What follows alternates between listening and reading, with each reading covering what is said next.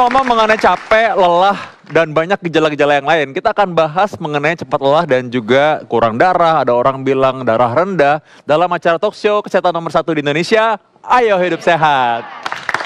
Kembali bersama saya Dr. Vito Damai dan juga rekan saya yang sudah di sana, Dr. Sheila. Ya, sekarang saya sudah bersama Dr. Ari Fahrial, spesialis penyakit dalam, dan juga ada Dr. Johan, spesialis saraf. Dan kita akan ngebahas lebih detailnya lagi ya dok, mengenai cepat lelah dan apa sih hubungannya dengan saraf. Soalnya ada yang bilang tuh cepat lelah itu kadang-kadang harus dipijit nih. Mungkin kalau dipijit tuh agak hilang apa pegel-pegelnya. Sebenarnya hubungannya tuh apa sih dok sama saraf? Iya. Terlebih dahulu kita juga nanti akan dibicarakan para dokter penyakit dalam, Dr. Ari. Tapi intinya terjadinya kelemahan itu atau anemia dan hipotensi menyebabkan lemah, itu kemungkinan anemia itu nanti jelas sama Dr. Ari, kekurangan defisiensi Fe, kekurangan asam folat, dan banyak yang lain nanti diterang Dr. Ari. Terus kalau yang dari hipotensi atau tensi rendah itu biasanya karena dia kurang olahraganya atau ada kelainan dari gangguan jantung dan juga ada gangguan dari ginjal juga sehingga menyebabkan di saraf listriknya terganggu. Oke. Kalau dari Dokter Ari sendiri, Dokter Ari ini kayaknya mungkin banyak tadi yang disebutkan Dokter Ari ya. Pertama tadi kan gejalanya itu pasien lemes ya tadi ya, lemas, lemah ya. Nah, memang gejala lemes itu tuh bisa macam-macam. Artinya secara psikis orang bisa aja, aduh tadi nih karena kuliah bete gue lemes gitu. Itu mungkin belum tentu juga lemes karena dia nggak suka sama kuliahnya satu. Tapi juga lemes bisa karena suatu proses penyakit. Apalagi tadi berhubungan cepet capek misalnya. Nah cepet capek ini kita mesti lihat juga cepet capek ini karena faktor psikis atau memang misalnya dia biasanya nggak apa-apa tuh, misalnya jalan pagi 15 menit setengah jam. Tapi kok sekarang jadi lemes misalnya nggak kuat. Nah, jadi ada faktor-faktornya memang. Tadi udah mulai dibuka, apakah ini kurang darah misalnya. Di masyarakat itu istilah kurang darah ini bisa macam-macam. Jadi kurang darah disangkanya nih anemia misalnya kita bilang tadi kurang darah. Atau tekanan darah rendah dibilangnya juga kurang darah juga. Nah ini memang yang harus benar-benar diketahui oleh masyarakat. Ada dua hal yang dua-duanya sama darah. Yang satu kurang darah karena Hb kita rendah jadi anemia. Yang satu lagi tadi itu memang tekanan darah kita itu rendah. Jadi tensinya itu rendah. Tadi dokter Akbar udah mulai nyinggung tadi ya, dokter Johan tadi udah mulai nyinggung. Nah tapi memang pentingnya kalau memang lemesnya itu kadang-kadang lemes itu seluruh badan gitu loh. Jadi dia lagi aktivitas nggak kuat sama sekali. Atau tadi misalnya lemesnya sebelah. Nah ini tadi nih urusannya dokter Johan nih. Kalau tiba-tiba lagi aktivitas lemes sebelah. Tapi kalau yang tadi secara keseluruhan lemes yang tadi memang kita tidak kuat jadi cepat capek itu jangan-jangan memang apakah memang Hb kita yang rendah, anemia. Terutama memang pada para ibu-ibu yang masih menstruasi ya, itu berhubungan dengan jangan-jangan memang mungkin karena sering menstruasi, artinya menstruasinya terlalu panjang atau jumlah menstruasinya berlebihan akhirnya menjadi pucat. Atau bisa juga ini penyakit-penyakit yang berhubungan dengan ambeien. Nah, jadi dia nggak tahu tuh bahwa sebenarnya ada hemoroid, ya kan, ada hemoroid. Mungkin dia makan keras atau berdarah. Ada yang berdarah yang nggak kelihatan, ada yang kelihatan nggak kelihatan. Nah, tahu-tahu dia pucat gitu. Ada beberapa pasien saya datang, tahu-tahu udah HB-nya udah 6 aja gitu. Dia nggak nyadar kan kalau lagi buang air, mungkin dia kan nggak lihat-lihat nggak diperhatiin, benar. Ada yang keluar juga di bawah ya. Iya, apalagi kan kalau sekarang modelnya kan langsung pencet aja, dia nggak lihat lagi. Saya nggak tahu apa nggak. Kita suka ngintip nggak tuh bagaimana proses kita jarang ya kan? Yang biarkan berlalu, biarlah berlalu dok kalau bisa bilang gitu. Itulah. Oke. Nah, ngomong-ngomong mengenai itu dalam masyarakat, Dokter Sheila, kayak masyarakat tuh banyak yang mereka pikir itu penyakit-penyakit adalah cara menghilangkan lelah, Dokter Sheila. Apa aja? Dan contohnya minum minuman berenergi. Jadi banyak banget ya dok ya, misalnya kalau misalnya ngerasa lelah sedikit, adalah minuman soda-soda atau minuman berenergi yang lagi hits zaman sekarang, itu biasanya kadang-kadang suka dikonsumsi berlebihan dok.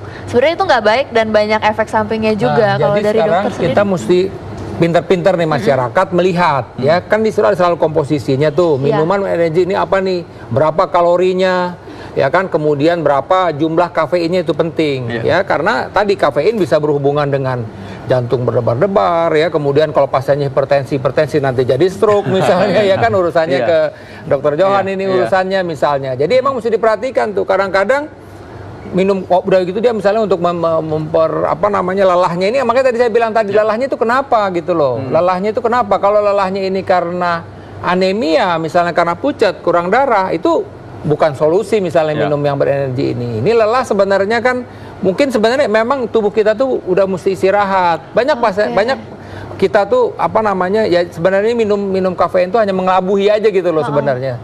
Karena saya selalu bilang pada berbagai kesempatan bahwa lelah itu jawabannya itu istirahat, tidur gitu loh. Jadi nggak bisa tuh cuma sebenarnya harus tidur ya, Dok. Betul. Dan jadi masyarakat harus perhatikan dulu apa isinya. Kemudian tadi kalau ini berhubungan dengan kafein, hati-hati tuh. Kafein bisa meningkatkan asam lambung, bisa meningkatkan tekanan darah. Jadi beberapa pasien-pasien ada yang botol-botol kafein minum kopi, akhirnya stroke. Ya berobat ke dokter Johan misalnya. Itu dia bahaya tuh ya. Nah, kalau untuk tanggapan dokter Johan sendiri nih, kalau misalnya banyak juga mitos-mitos dari masyarakat yang biasanya mengatakan bahwa iya nih badannya pegel-pegel harus dipijit, karena kalau misalnya dipijit itu otot-otot jadi renggang, jadi rileks, akhirnya hilang gitu pegel-pegelnya. Kalau menurut dokter Johan sendiri gimana? Iya, terima kasih ya. Jadi yang namanya pegel badan itu ada sesuatu. Kalau dari segi saraf itu dilihat apakah dia kekurangan kalium, yang bisa dehidrasi karena selama kerja mahasiswa karyawan kerja dia lupa minum sehari paling dikit 2 liter atau 3 liter sehingga cairan kita masuk sehingga seimbang antara eritrosit darah merah dengan plasmanya itu seimbang. Nah pada waktu kita capek karena pembuluh darah kita itu kontriksi dari pembuluh darah itu kurang. Sehingga kan pembuluh darah itu berjalan, dia bergerak. Pada waktu itu dia kurang olahraganya apa tidak. Kebanyakan duduk lagi main komputer, lab ini duduk aja nggak bergerak tuh. Nah, seharusnya setengah jam atau 1 jam kita bangun, angkat jangan angkat meja ya. Kalau angkat meja nanti keberatan. Angkat buku atau apa olahraga ditaruh di atas atau diangkat di bawah sehingga kontriksi pembuluh darah berjalan sehingga menyebabkan tensi yang tadinya hipotensi jadi berjalan baik, kemudian akhirnya peredaran darah oksigen banyak beredar kemana-mana, tidak meningkatkan asam laktat di dalam pembuluh darah itu. Asam laktat itu menyebabkan pegel badannya. Nah, sebaiknya oksigen harus masuk. Nah, baik dok, ini terkait dengan tadi dokter sudah singgung-singgung mengenai olahraga. Ada seorang olahragawan yang ingin bertanya di laman Facebook kita. Coba kita lihat apa pertanyaan dia.